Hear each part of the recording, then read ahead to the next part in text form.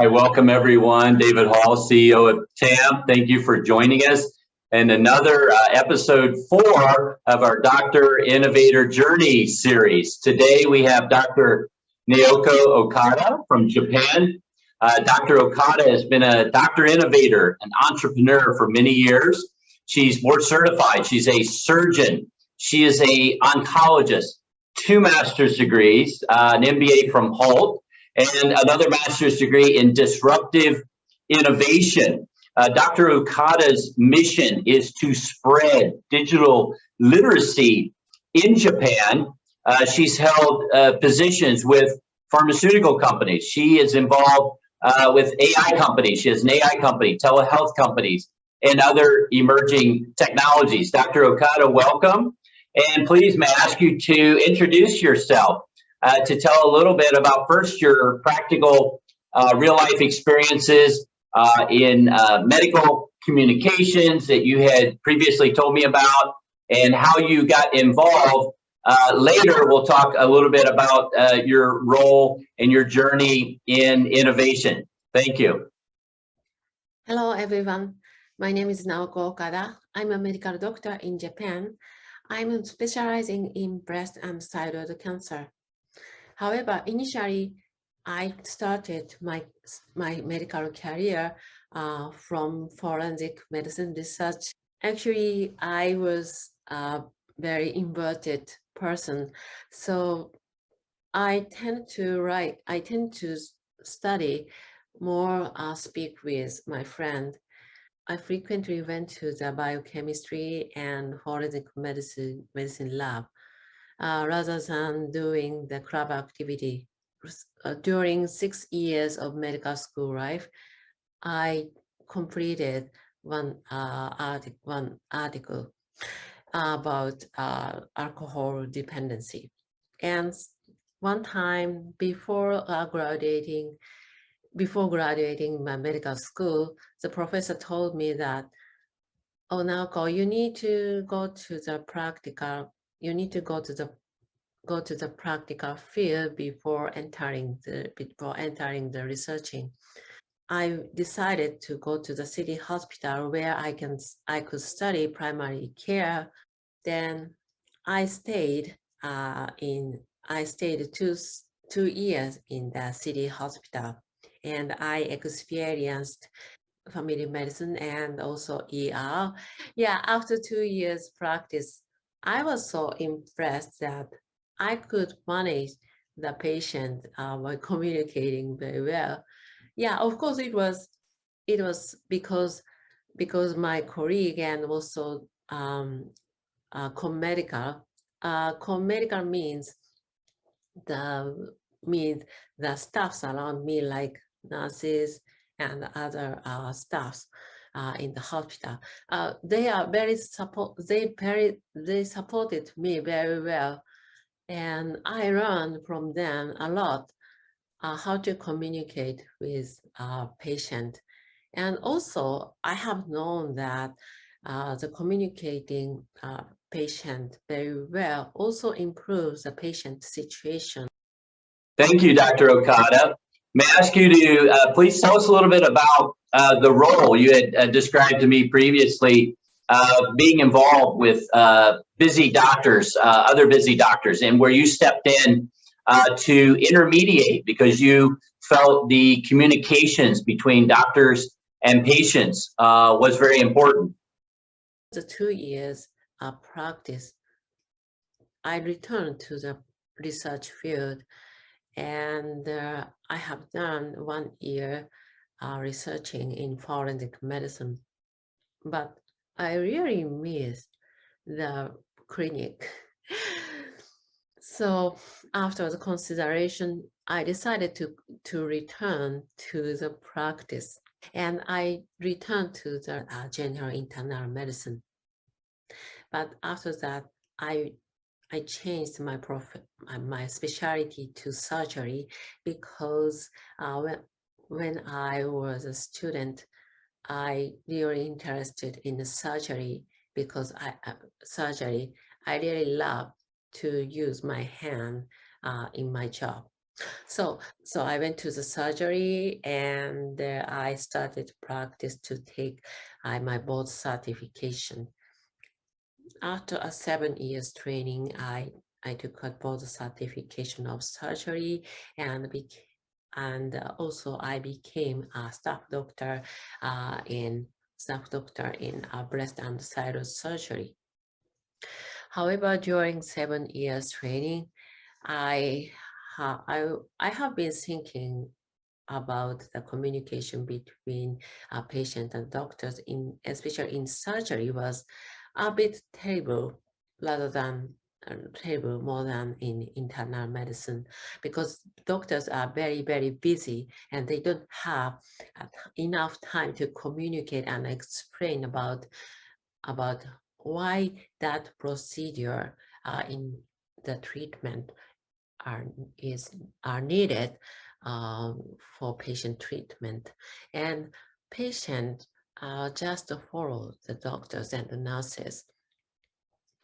And some patients actually are very skeptical about our procedure, and they frequently ask me how and why, but we didn't have time.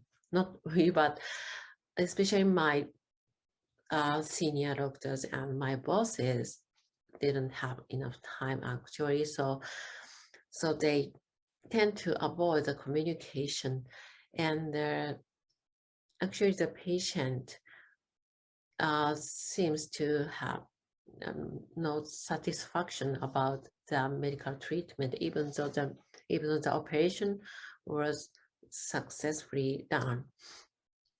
So sometimes I intermediated the communication between my bosses and the patient, because we are a team.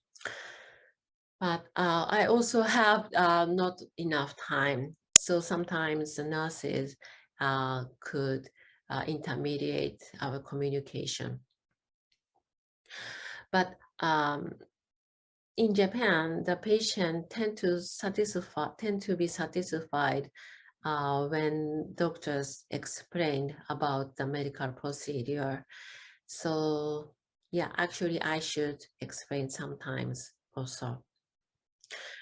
Thank you, Dr. Okada. That's very important, the co-creation between doctors and patients, to have that communication, and especially now the shared decision-making leveraged by digital health technologies, and how that's becoming more and more important.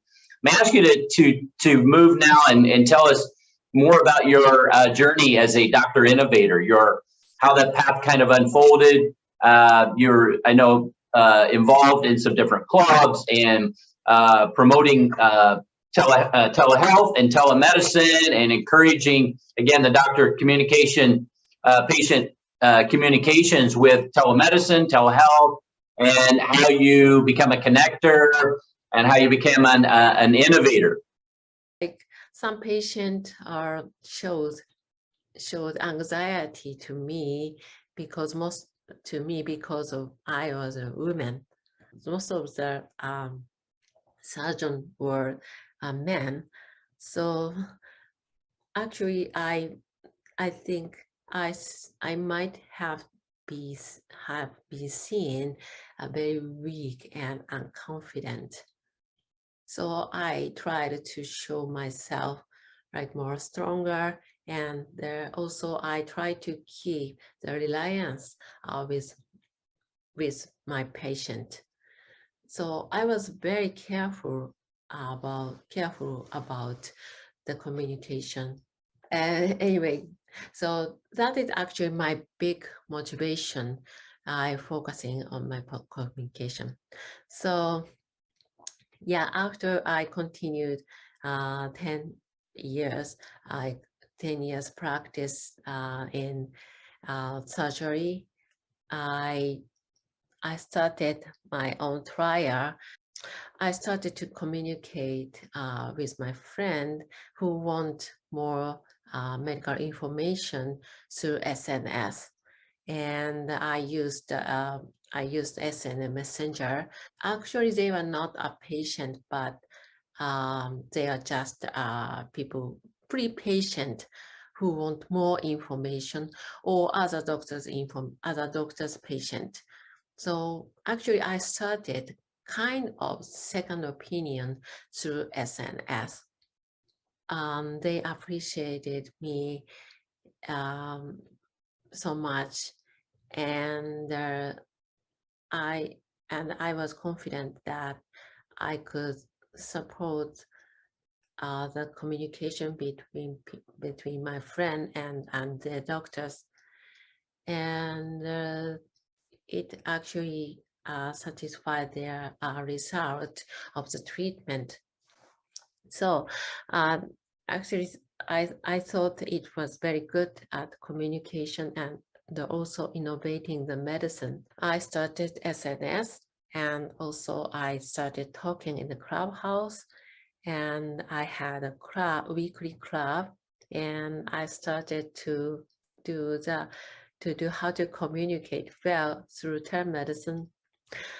Well, I made a lot of friends, and it finally continued to improving the digitalization, I guess. So some of the Nikkei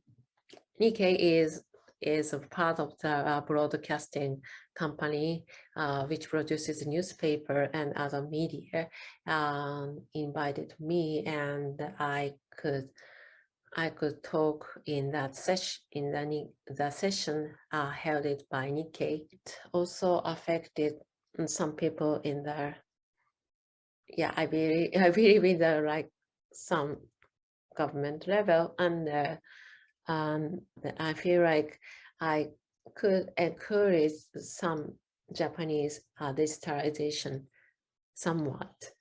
So initially, actually, my platform was application, and my idea was just connecting the hospital and hospital, and to find a good doctor, for patient, because I thought the good doctors can communicate with patient well, and also there might be a very some correspondency between patient and doctors. But my way of thinking was a bit changed. I think the IT digital tool can be a good tool to communicate between patient and doctors who doesn't have enough time to communicate.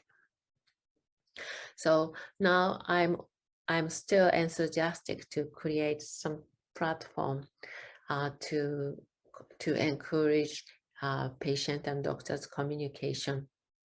What I recommend for the doctors who want to innovate the medical society and also the society itself is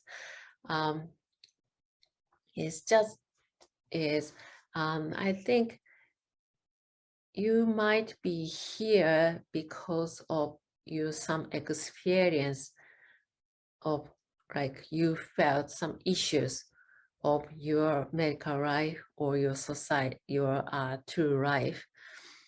So don't forget about your experience. Just talk about your experience and listen to other opinion, how they felt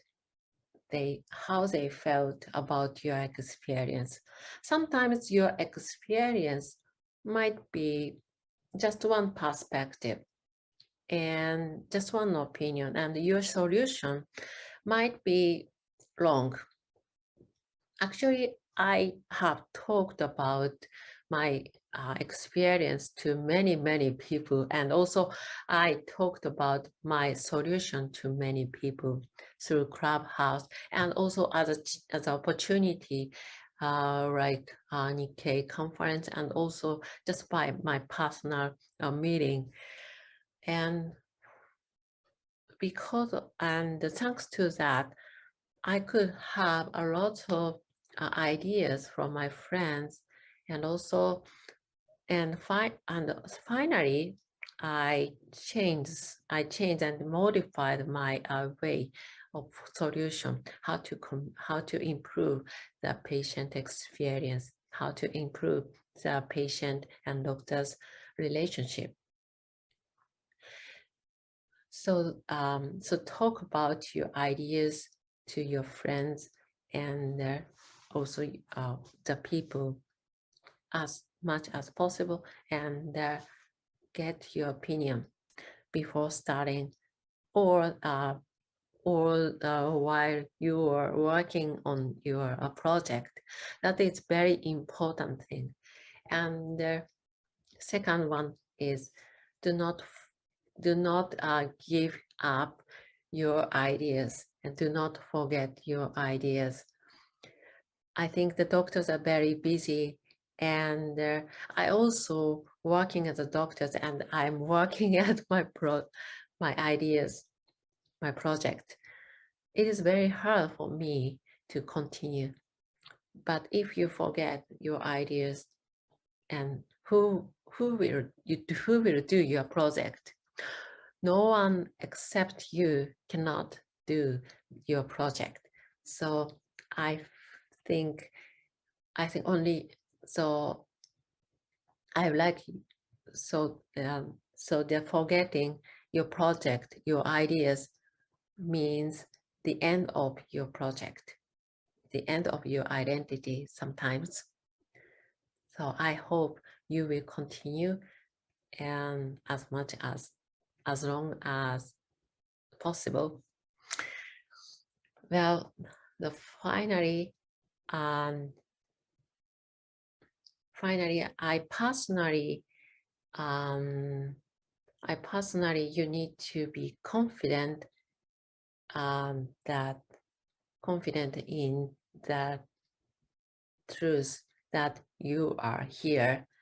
You are now trying to innovate the society and the medicine. That is actually you need to be proud of. Do not forget it. Well, thank you, Dr. Okada. That is very inspiring, and you have laid out a very good story here. Thank you, Dr. Okada. That's a great story. How you move from the communications and the medical part of this, being a connector and intermediary, and then how you moved into the areas of innovation. And I think that is excellent advice that you've given us to your doctor peers around the world to talk about their ideas, to, as you mentioned, share their ideas, never give up, and to be confident. So I think to gain that confidence, doctor innovators can get involved in programs, can get involved if they're surgeons in high-tech surgery, robotics. We have about now 15% of all the surgeries are high-tech robotic surgeries, and now we're adding in digital health innovation.